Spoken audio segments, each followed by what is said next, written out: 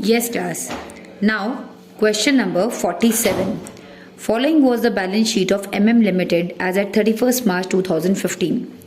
इस क्वेश्चन को मैं आपको करूंगी नहीं, हम डिस्कस करेंगे, ठीक है।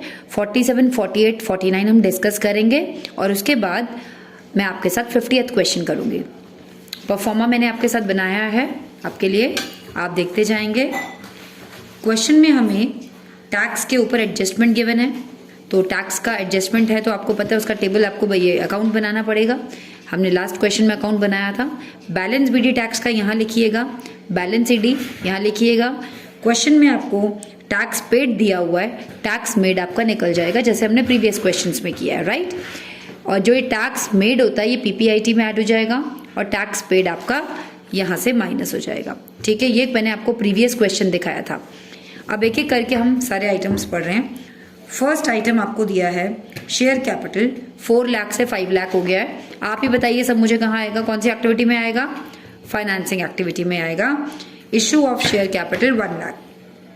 नेक्स्ट हमें दिया है reserve and surplus. Reserve and surplus में फर्स्ट पॉइंट सरप्लस है। अब आपको यहाँ ध्यान ये रखना है बेटा कि क्वेश्चन में आपको -50 दिया है प्रीवियस ईयर का और करंट ईयर का दिया है 2 लाख। तो आप कैसे करेंगे, आपको पता है ना हम कैसे निकालते हैं प्रॉफिट, क्लोजिंग माइनस ओपनिंग। हमारा क्लोजिंग कितना है 2 लाख माइनस -50,000। तो आपको पता है ना माइनस माइनस क्या हो जाता है, प्लस हो जाता है। तो हमारे पास प्रॉफिट कितना आ जाएगा 2,50,000। इस चीज का आपने हमेशा ध्यान रखना है। अगर कभी भी फिगर कोई नेगेटिव दी होती है तो आपने हमेशा क्लोजिंग माइनस ओपनिंग करके प्रॉफिट निकालना है, राइट। मत करो। अब क्या होगा आगे देखते हैं। Long term borrowing, long term borrowing में आपको 12% डिबेंचर्स दिया है। डिबेंचर्स आपका रिडीम हो रहा है, आपको कहाँ डालेंगे, फाइनेंसिंग एक्टिविटी में रिडेम्पशन ऑफ डिबेंचर्स माइनस में 50,000। रूल सब बच्चों को पता है, आपको मैंने क्या बताया हुआ है, this is our liability side, है ना। लाइबिलिटी साइड पर आपको जो भी गिवन है इक्विटी एंड लाइबिलिटीज में जो भी आपका है, अगर लाइबिलिटी इंक्रीज तो पॉजिटिव, डिक्रीज तो negative, and this is our assets. Assets जब भी इंक्रीज तो नेगेटिव एंड डिक्रीज तो पॉजिटिव। चलिए इसके बाद हम आ जाते हैं अपने लॉन्ग टर्म बोरोइंग्स पर। बोरोइंग्स हमारी फाइनेंसिंग एक्टिविटी है। क्वेश्चन में हमने पेमेंट किया है, रिडेम्पशन किया है, रेखिंग रिडेम्पशन ऑफ डिबेंचर्स माइनस में 50,000। इसमें आपको एक बात और ध्यान रखनी है, 12% रेट गिवन है। इंटरेस्ट निकालेंगे ही निकालेंगे, अगर नहीं भी बोला होता तो भी हम निकालते। इंटरेस्ट के साथ डेट देखिए 31 मार्च 2015 लिखी है, इसलिए इंटरेस्ट हम कौन से अमाउंट पर निकालेंगे, 31 मार्च 2014 वाले पर। मैंने आपको क्लास में बताया था अगर 15 बोली है तो 14 और 14 बोली है तो 15। और जाएगा कहाँ कहाँ, 2 जगह, कहाँ कहाँ, एक तो जाएगा इंटरेस्ट ऑन डिबेंचर यहाँ पॉजिटिव और एक जाएगा फाइनेंसिंग में interest on debenture negative. Next item है short term borrowing. Short term borrowing में हमें बैंक ओवरड्राफ्ट दिया हुआ है। बैंक ओवरड्राफ्ट कौन सी एक्टिविटी है, फाइनेंसिंग। अगेन फंडा वही है, इंक्रीज तो पॉजिटिव, डिक्रीज तो नेगेटिव। हमारी बैंक ओवरड्राफ्ट इंक्रीज हो रही है, increase in bank OD positive दिखा देंगे। नेक्स्ट है short term provision. Short term provision के लिए हमने प्रोविजन फॉर टैक्स का अकाउंट बनाया है। अकाउंट आपको बहुत अच्छे से आता है, हमने लास्ट क्वेश्चन में अकाउंट बनाया था। बैलेंस बीडी यहाँ डालिएगा, बैलेंस सीडी यहाँ डालिएगा। बैलेंस बीडी मतलब opening, closing. Tax paid given है, मेड निकल आएगा। जो ये मेड निकल के आएगा ये कहाँ पर ऐड होता है, पीपीआईटी में नंबर 1, जो हम वर्किंग नोट्स में दिखाएंगे। वर्किंग नोट्स आपको बहुत अच्छे से अब आते हैं। नेक्स्ट आइटम है हमारा टैंजिबल एसेट्स। टैंजिबल एसेट्स में अब आपको पॉइंट नंबर 5 पर अगर आप देखें, मशीनरी। मशीनरी कौन सी एक्टिविटी है, इन्वेस्टिंग एक्टिविटी है। इंक्रीज हो रही है तो परचेज ऑफ मशीनरी लिखेंगे और नेगेटिव में डालेंगे। डेप्रिसिएशन 1 लाख 1 से 2 लाख हो गया है, 99,000। कहाँ जाता है डेप्रिसिएशन, जल्दी जल्दी बताएंगे। 1 2 3, 1 तो हम वर्किंग नोट्स में करते हैं, यहाँ पर जाएगा 99,000 का डेप्रिसिएशन। नेक्स्ट हमारा आता है इनटैंजिबल एसेट्स। इनटैंजिबल एसेट्स में गुडविल 30 से 20 हो गई। अगर गुडविल इंक्रीज होती तो जल्दी बताओ कौन सी एक्टिविटी होती, इन्वेस्टिंग होती। लेकिन ये गुडविल डिक्रीज हो रही है तो ये कहाँ पर आएगी, ये यहाँ आएगी, goodwill written off. Very good. Next item हमारा है नॉन करंट इन्वेस्टमेंट्स। अगेन ये हमारी कौन सी एक्टिविटी है? इन्वेस्टिंग एक्टिविटी है। मैं आपको बार बार बता चुकी हूँ, शेयर होल्डर फंड और नॉन करंट लाइबिलिटीज ये दोनों हमारी कौन सी activity? Financing.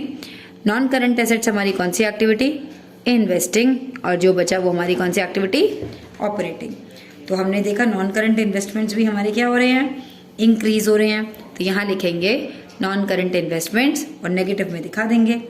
Next item current investments है, उसको अभी लीव करेंगे। इन्वेंट्रीज पर ध्यान दीजिए।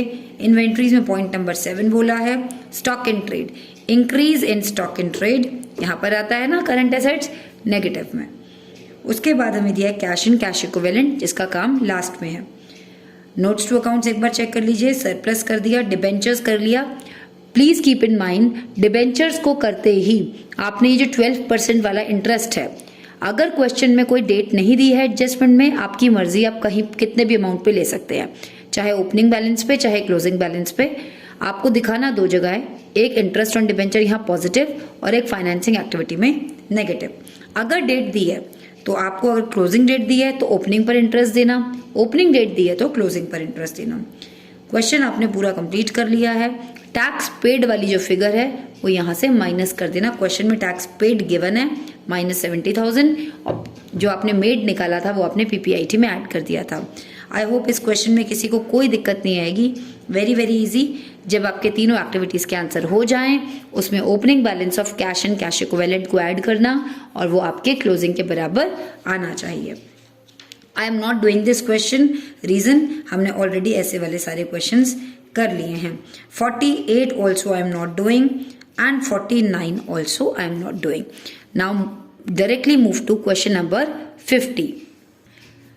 Yes, in question number 48, all the items are more or less same like 47. If you turn the page, additional information tax paid is given. So you have to prepare an account in question number 48. Tax paid is given and what will you get? Tax made, right? Question में आपको tax paid दिया हुआ है, tax made निकल जाएगा. You can do each and every question. Now moving to question number 49, no adjustment is given. एक notes दिया हुआ है प्रपोज डिविडेंड का. आपको मैंने बताया है प्रपोज्ड डिविडेंड जो होता है बेटा, उसमें आपको कौन सा ईयर लेना है? Previous year. एक तो पीपीआईटी में प्रीवियस ईयर ऐड करना है और फाइनेंसिंग एक्टिविटी में से उसको माइनस करना है. इसके अलावा आपको कोई भी आइटम ऐसा नहीं दिया है जो आपने नहीं पढ़ा है. प्रोविजन फॉर टैक्स के 2 फिगर्स दिए हैं. जल्दी बताएंगे पीपीआईटी में प्रोविजन फॉर टैक्स कौन सा वाला ऐड होता है? जल्दी बताओ. करंट ईयर वाला. और टैक्स पेड यानी कि प्रीवियस ईयर वाला यहाँ से माइनस हो जाता है. ओके चिल्ड्रन, तो you have to finish till question number 49 and I'm sending the video of question number 50 now.